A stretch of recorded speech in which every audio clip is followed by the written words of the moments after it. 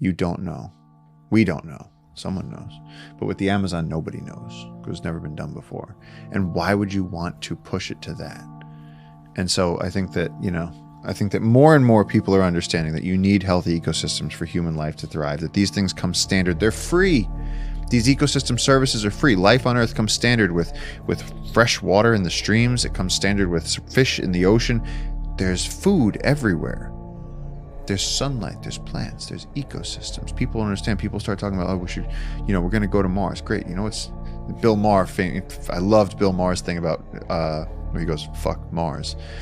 And he's going, he goes, there's things that are not on Mars that are on Earth. One example is air.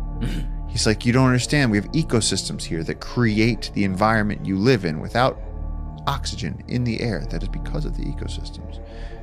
This doesn't work. And so I think people get very cavalier with their ideas of what's possible. We live on this tiny little crust of the Earth. That's it. And that's very, very delicate.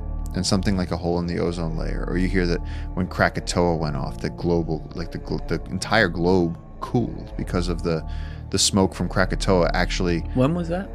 When was that? I think it was like.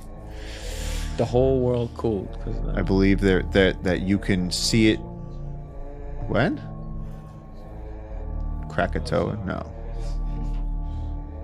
All right, Krakatoa's most famous and catastrophic 1883 eruption occurred from a series of massive explosions culminating on August 27th, 1883, though activity began in May and ended in October that year, with the final basis causing immense tsunamis and killing tens of thousands in Indonesia. The explosion destroyed over 70% of the island, collapsing it into a caldera. It generated colossal tsunamis, some reaching 120 feet high, leading to over 36,000 deaths, primarily on Java and Sumatra. The eruption ejected vast amounts of ash and gas, causing global climate effects that the sun-colored sunsets and a temporary drop in world temperature. There you go. Yeah. So like a single volcano affecting global temperature.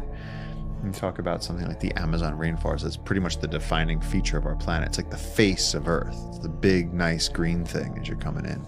This is what I don't think there's anything more important right now than making sure that we survive this period of adolescence. Everyone's very, very concerned with the future, but it's like until you can